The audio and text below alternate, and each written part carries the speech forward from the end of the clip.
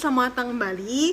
Buat kalian yang belum kenal, nama aku Haya Ramadhani. Kalian bisa panggil aku Haya. Dan pada kesempatan kali ini, pada video kali ini aku bakal bahas tentang hal-hal yang khususnya kalian mahasiswa udah sering banget denger kayaknya.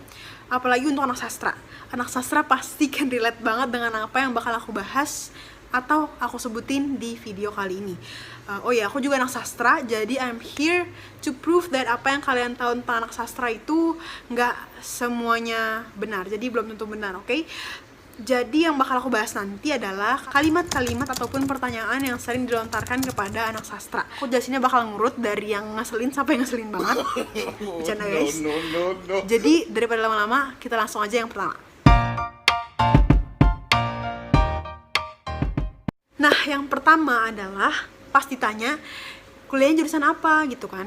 Nah, terus kita jawab sastra gitu.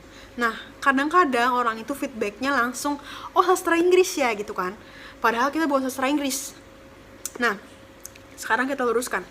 Sastra itu ada banyak ya. Kita ambil contoh aja. Di Universitas Indonesia itu ada 11 jurusan sastra. Terus di Universitas Pajajaran itu ada 8 jurusan. Terus juga di Universitas Gadjah Mada itu ada 6 jurusan. Dan itu hanya sebagian contoh. Dan sekarang kenapa hal ini sering terjadi? Yang sudah jelas fakta dan kita semua tahu adalah bahwa bahasa Inggris adalah bahasa yang universal.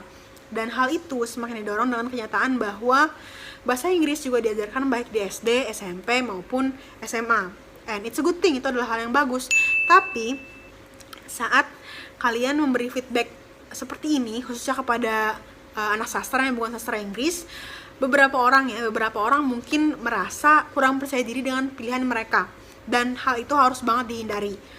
Dan hal yang harus kita ingat banget adalah bahwa dalam memilih jurusan, apalagi di kuliah itu, seseorang itu tidak asal memilih. Pasti ada banyak alasan, ada banyak landasan kenapa seseorang memilih suatu jurusan. Contohnya, sesuka apa sih seseorang dengan hal itu sampai dia ingin menggeluti hal tersebut untuk di jenjang kuliahnya. Terus juga, seingin tahu apa seseorang tersebut tentang hal itu gitu. Jadi ada banyak. Dan untuk rasa kurang percaya diri dengan apa yang sudah kita pilih itu harus banget dihindari. Oke guys, tapi kita di sini harus ingat juga kita nggak boleh generalisir, karena mungkin nggak semuanya berpikiran kayak gitu. Mungkin ada beberapa orang yang berpikir sama seperti yang aku pikir, dan beberapa mungkin berpikir tidak seperti itu, gitu kan. Nah, yang kedua, feedback yang sering dilontarkan kepada anak sastra adalah kayak gini nih. Bukannya belajar kayak anak les, kenapa nggak les aja gitu. Nah, sekarang mari kita luruskan, oke? Jadi, ada beberapa perbedaan antara jurusan bahasa, khususnya pendidikan bahasa, dengan jurusan sastra. Nah, perbedaannya itu ada dari mata kuliah yang mereka pelajari. Nah, sekarang untuk program studi pendidikan bahasa itu mereka murni belajar tentang bahasa tersebut, segala hal tentang bahasa tersebut. Nah, juga karena namanya pendidikan bahasa, maka ada mata kuliah khusus pendidikannya. Mata kuliah khusus pendidikan tuh yang kayak gimana sih? Jadi mata kuliah khusus pendidikan itu contohnya ada teori belajar dan pembelajaran. Terus juga ada psikologi perkembangan. Terus juga psikologi pendidikan. Terus juga teori pendidikan, kayak gitu. Nah, untuk sastra sama halnya juga dengan pendidikan bahasa, gak cuma belajar tentang bahasa tersebut, tapi lebih ke segala hal tentang negara tersebut. Kita ambil contoh ya. Misalnya sastra Belanda. Sastra Belanda itu nggak cuma belajar tentang bahasa Belanda, tapi mereka juga belajar tentang sejarah sosial budaya bahasa Belanda. Juga belajar tentang dasar-dasar teori dan metode penelitian budaya, kayak gitu. Nah, kalau belum cukup, kita ambil contoh lain. Misalnya sastra Cina ya. Sastra Cina itu nggak cuma belajar tentang bahasa Cina, tapi juga belajar tentang sejarah Cina dari era dinasti sampai sekarang. Terus juga tentang dasar-dasar teori pemikiran Cina, kayak gitu. Jadi kesimpulannya adalah sastra itu gak cuman gitu guys. Bahkan program studi yang namanya pendidikan bahasa sekalipun gak cuma belajar tentang bahasa gitu. Jadi kalau memang maunya belajar tentang bahasa aja, yang paling benar adalah les. Betul itu. Ini ini yang terakhir, ini juga cukup sering dilontarkan kepada anak sastra. Misalnya saat orang nanya kepada kita jurusannya apa, terus kita jawab sastra, orang-orang suka kayak gini, kok sastra mau jadi apa gitu kan. Astagfirullahaladzim. Yang ini jujur jawabannya pasti gondok sendiri aja. Kenapa sih orang... Tenang guys, nggak ngomong kasar. Coba kita lihat lagi ya.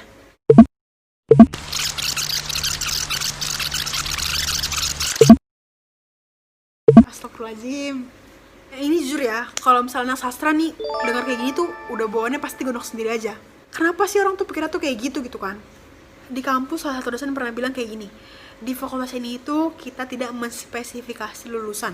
Intinya maksudnya kayak gitu. Aku udah lupa disini kayak gimana, tapi intinya maksudnya tuh itu. Nah, di sini maksud dari spesifikasi lulusan tuh apa sih? Jadi kalau kita ambil contoh misalnya fakultas kedokteran, itu udah pasti 90% ke atas itu lulusannya dokter kan. Terus juga teknik, fakultas teknik. Itu entah engineer, arsitek, intinya yang berhubungan dengan hal tersebut, ya kan?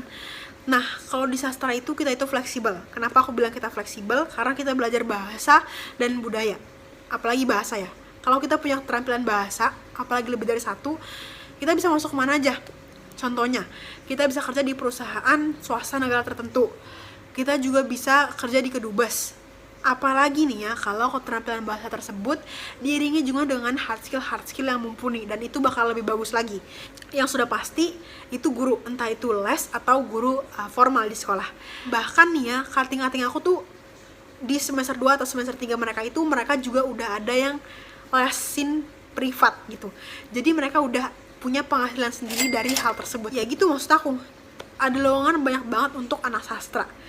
Oke, jadi ngerti kan ya maksud aku? Kita harus berpikiran luas guys, oke? Nah, setelah bahas hal tadi, seperti stereotip pada umumnya, sastra itu nggak cuma gitu guys. Jadi, cobalah untuk tahu dulu ya, walaupun dikit. Nah, seperti yang aku bilang sebelumnya, kalimat-kalimat ini itu sering banget dilontarkan kepada anak sastra. Jujur aku sebagai anak sastra, apalagi untuk yang ketiga tadi itu, aku merasanya apa ya?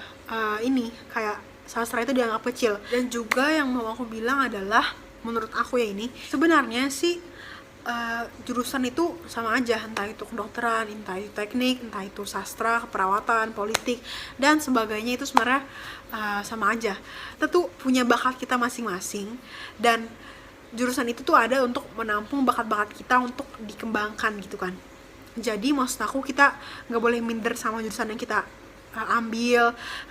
Orang-orang tertentu juga nggak boleh merasa wow jurusan gue kayak lebih bagus daripada jurusan lu semua gitu, kayak gitu misalnya. Tapi sekali lagi kita nggak bisa generalisir ya.